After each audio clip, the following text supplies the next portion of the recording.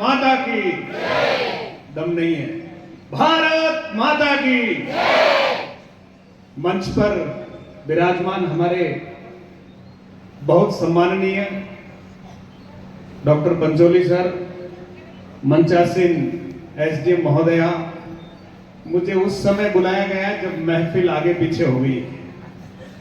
हिंदी का विद्यार्थी हूं, कुछ समय आपसे थोड़ी चर्चा करने वाला हूं और आज इतने सारे वक्ताओं को सुनने के बाद मुझे ये लग रहा है कि शायद मेरे लिए कुछ नहीं है, लेकिन हिंदी में 9 रस होते हैं, मैंने थोड़ा रस को बदलने का प्रयास किया है।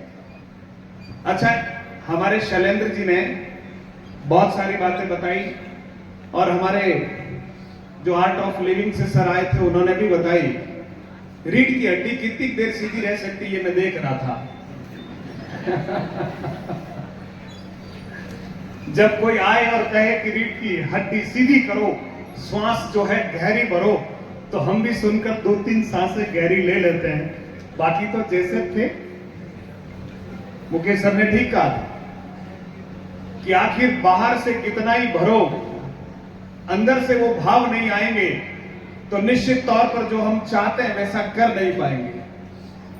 और जब बात कही जाती है कि हमें कुछ करना है, सपनों को नई उड़ान देना है, तो किसके पास जाएं? मैं फिर कहता हूं, कहीं जाने की जरूरत नहीं है, बस जरा अपने आप में आंख बंद करके गोता लगाओ। आप उस परम पिता परमात्मा की वो जबरदस्त संतान है जिसके भीतर सब कुछ है, बाहर तो दिखावा है। अगर आपने आंख बंद करके ये महसूस किया कि मैं इस कायनात का सबसे पावरफुल व्यक्ति हूं, तो आपको कोई भी कमजोर नहीं कर सकता। और अगर आपने ये सोच लिया कि मैं इस दुनिया में पता नहीं क्या कर पाऊंगा, तो निश्चित तौर पर मेरे जैसे, मुकेश जी जैसे कई सारे लोग आकर आपको बराबर समझाने का प्रयास करेंगे, लेकिन शायद आप वो नहीं कर पाएंगे। कि राहुल भाई के लिए अब मुझे नहीं लगता है कि मेरी डिक्शनरी में कोई शब्द है, प्रहलाद जी के लिए कोई डिक्शनरी में शब्द है, और अगर आपकी डिक्शनरी में हो तो जरा बोलिएगा, क्योंकि मैं हिंदी का विद्यार्थी हूं और निशब्द हूं। बड़े बड़े कोचिंग संस्थानों के भी इतने सारे लोग जो है सेमिनार में नहीं आते, ही हकीकत है। और सत्य सत्य होता है, पहले दिन बोलो या अंतिम दिन। और मैं शायद 2-3 कार्यक्रमों को अटेंड कर पाया, अपने आप को सौभाग्यशाली मानता हूं कि किसी के मन में तो आग जली हुई है, किसी के मन में तो जिद है कि इन बेटे बेटियों को मुझे सही दिशा में आगे की तरफ ले जाना है। और वो जिद देखी तो किस में? राहुल भाई में मैंने देखी, क्योंकि नाम बड़ा कंट्रोवर्सी में आजकल बड़ा कंट्रोवर्सी में, लेकिन ये राहुल का नाम लेते हुए सीना चौड़ा होता है और उस राहुल का नाम लेते हुए भुजाएं फड़कती है।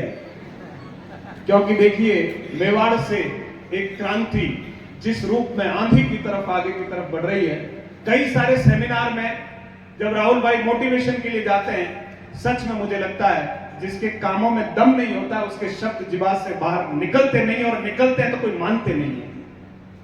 मैं देख रहा था हमारी 4 बहनें जिनको कुर्सी की आवश्यकता महसूस नहीं हुई, नीचे बैठी हुई थी। मैं चाहता हूं इन 4 बहनों के लिए ताली बजाई जाए। ये ज्ञान ज्योति परिवार के आधार स्तंभ है। सोच रहे होंगे सर, इधर वाले संस्थान की जरूरत है?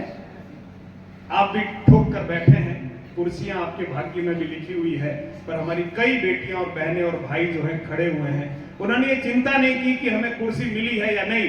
लेकिन मैं फिर कह रहा हूं, जीवन में 3 लोगों का ऋण आपके ऊपर बहुत भारी रहने वाला है और आप कभी भी नहीं चुका सकते, और वो 3 व्यक्ति हैं, माता, पिता और गुरु। मैं थोड़े दिन पहले कुछ सुन रहा था, तो वहां पर एक बहुत अच्छी बात सुनने को मिली। अरे 4 घंटे बैठकर क्या निराश हो जाते हो मेरे विद्यार्थियों?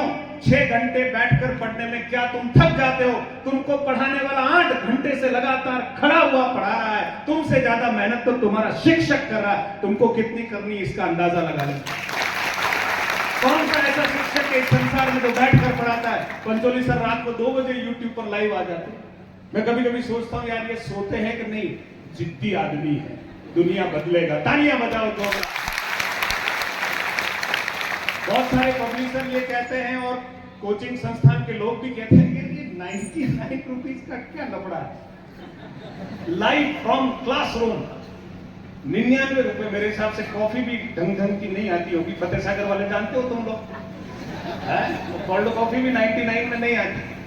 और ये दावा करके बैठे हैं कि 99 रुपीज में हम क्या है सब बच्चों को निःशुल्क पढ़ा रहे हैं, आओ क्लासरूम में बैठो, वहां से पढ़ो या यूट्यूब पर पढ़ो। मैं फिर कह रहा हूं, परमार्थ का कार्य करने का जिसने सपना संजोया है, बस वही चिड़िया की तरह उसका इतिहास लिखा जाएगा। उस चिड़िया की तरफ इतिहास लिखा जाएगा जिसने आज के हमारे होनहार बच्चों को आगे बढ़ाने का संकल्प लिया है। ऐसे सारे संकल्पशील लोगों को मैं इस मंच से नमन करता हूं, और मैं भी ये छोटा छोटा प्रयास करता रहता हूं। हालांकि राहुल भाई जैसा बड़ा प्रयास नहीं कर पाया, लेकिन मुझे ये गर्व है कि मेरे परिचितों में, मेरे मित्रों की लिस्ट में राहुल मेघवाल जैसा एक व्यक्ति है। मैं धन्यवान हूं इस दुनिया।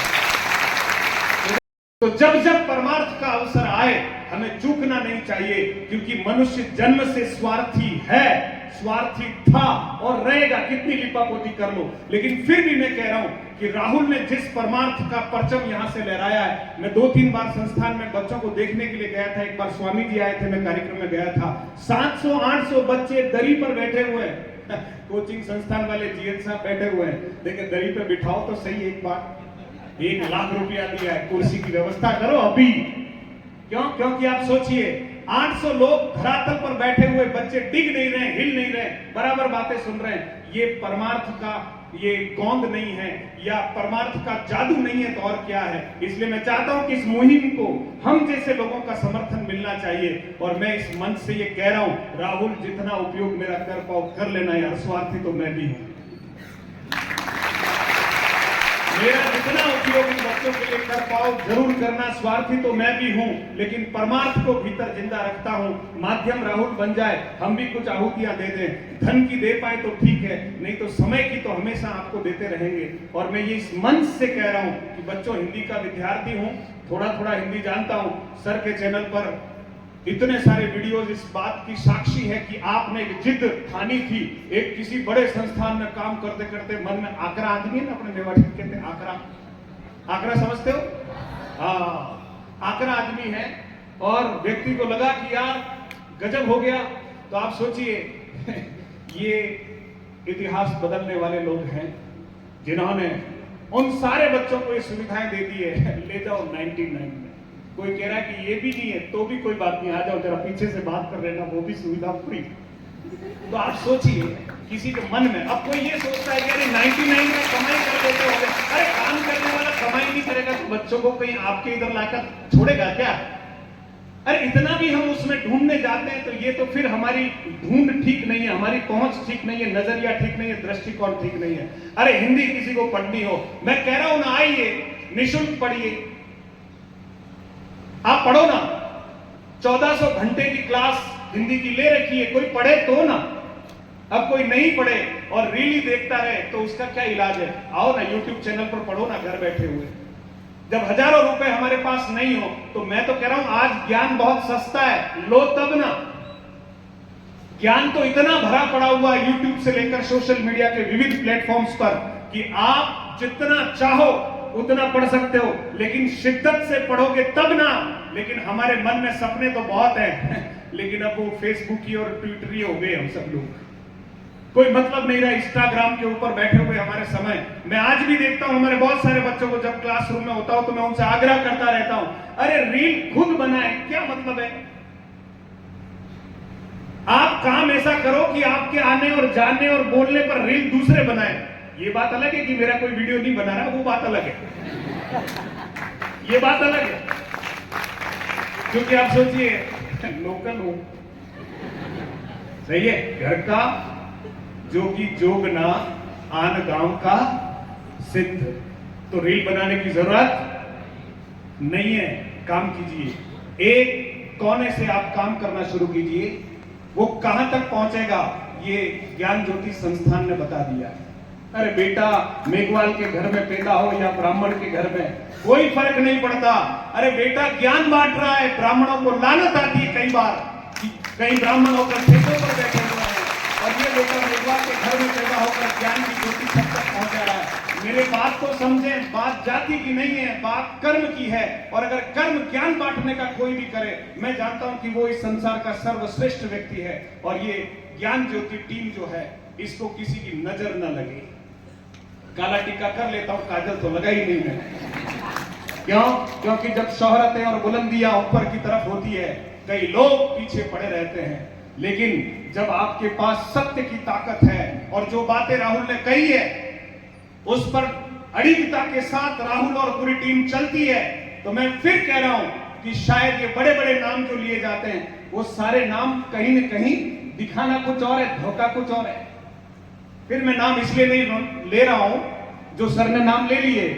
मैं फिर कह रहा हूं कि महफिल सजाने के लिए साज तो बहुत थे, लेकिन किसी गरीब ने कहा कि मैं भी इस ढोलक को बजा लूं, तो बताया कि 51,000 रुपए लगेंगे। क्यों? बाहर तो बोल रहे थे कुछ नहीं लग रहा।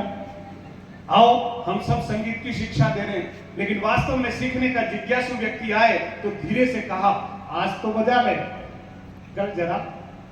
हाँ, तो देखिए बाहर भाषण अलग है, अंदर सिद्धांत अलग है। लेकिन मुझे बड़ा गर्व है कि मेवाड़ की इस धरा से जहां राणा प्रताप का भाला गूंजता है और जहां राणा पूजा का शौर्य गूंजता है, मीराबाई का वो जो मृदंग है, मीराबाई की जो वीणा है वो बजती है, कृष्ण भक्ति हमारे रग रग में है।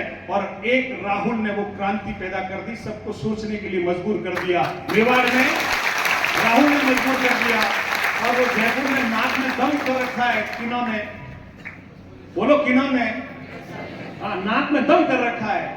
वो पब्लिशर सोचते हैं यार ये गजब आदमी है, वो कोचिंग वाले बड़े बड़े सोचते हैं गजब आदमी है, सब पीछे पड़े हुए हैं। रात को 2 बजे क्लास ले रहा आदमी सोता है कि नहीं? और धन्यवाद भाभी जी को दे रहा हूं, आपका कोई योगदान नहीं, आप आड़ा बोलते हो ना, तो सुन लो। धन्यवाद भाभी जी को और बच्चों को दे रहा हूं, आड़े आदमी को निभा रहे हैं। अरे 2 बजे में क्लास में 2 बजे। तो मैं चाहता हूं कि आप जो सपने लेकर आए हैं, बेटियां बैठी हुई है और हुकुम कुंवर जी हमारे मध्य में हैं, आप नारी सशक्तिकरण का प्रतीक हैं। घर के कामों को संधारित करते हुए क्षत्रिय कुल में आपने अपने कई कार्यों को निष्पादित करते हुए प्रशासनिक पद पर पहुंचे हैं। नाम लेने के लिए इसलिए मजबूर हूं क्योंकि सफल हैं। नाम मुझे भी याद रखना पड़ रहा है, क्यों? क्योंकि सफल हैं। नाम इसलिए ले रहा हूं क्योंकि एक बहुत व्यवस्थित पोस्ट को बहुत अच्छे से संचालित कर रही है, इसलिए सफल है। हुकुम कुंवर जी मुझे नहीं जानती, लेकिन मैं बराबर नाम ले रहा हूं, इसी को सफलता कहते हैं मित्रों। और ये आपको लेनी है, ये आपको लेनी है।